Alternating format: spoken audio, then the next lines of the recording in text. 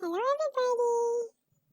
Once upon a time, pupunta nga kami ng Mambunga para kukuha ng mauulam. Pero, hindi namin inaasahan na yun na rin pala ang araw na matitikman ni Jillian ang bagsik ng salabay. Sa mga mahilig maligo sa dagat, talagang hindi pa aawat. O diba, kay gandang pagmasdan, pero may panganib palang nakaabang dyan. Ito na nga ang nangyari pagkalipas ng ilang oras. Ayan na nga, namula at namaga na. Grabe ang iyak dyan ni Jillian sa sobrang sakit. Nung time na nga na yan, nalapatan na siya ng pandunas. Kaya naitagalaw niya na ang kanyang braso. Heto na nga, pagkalipas ng isang linggo, wala na yung pamamaga at tuyo na rin yung kanyang sugat. Pero isang gabi, bigla na lang nangapi, namula at namaga. This time, ibang klase na ang pamamaga.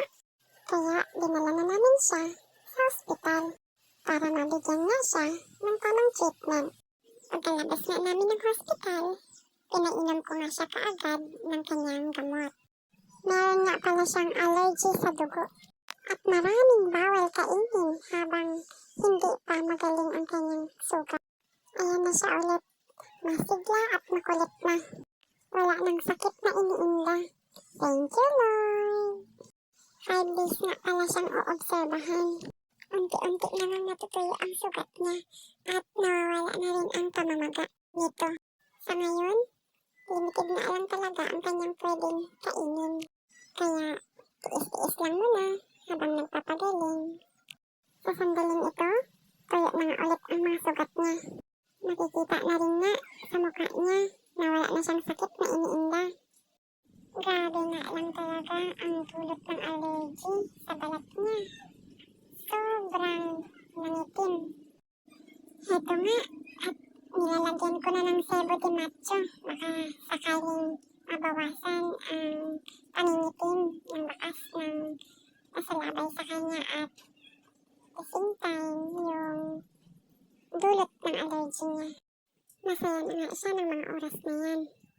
Pero sabi ko, hanggat hindi pa talaga gumagaling ang sugat mo, hindi ka pa pwedeng kumain ng mga bawal sa'yo.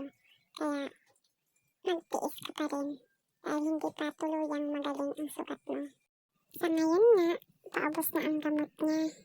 At thank you Lord dahil tuloy-tuloy na rin ang paghilang nito. Sa ngayon, ayaw na ngang maligo ni Jillian sa dagat.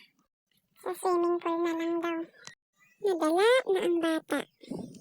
Anyway, tuwing umaga nga after niya maligo at bago matulog sa gabi naman, yung pag-apply ko ng sebo de macho sa kanyang braso. Sana lang talaga mawala pa din ang bakas ng masalabayan sa kanya. Dahil katatak dito na ipinaranas ng salabay ang sobrang sakit ng kanyang kabataan. Yan lang po for today's vlog. Bye everybody!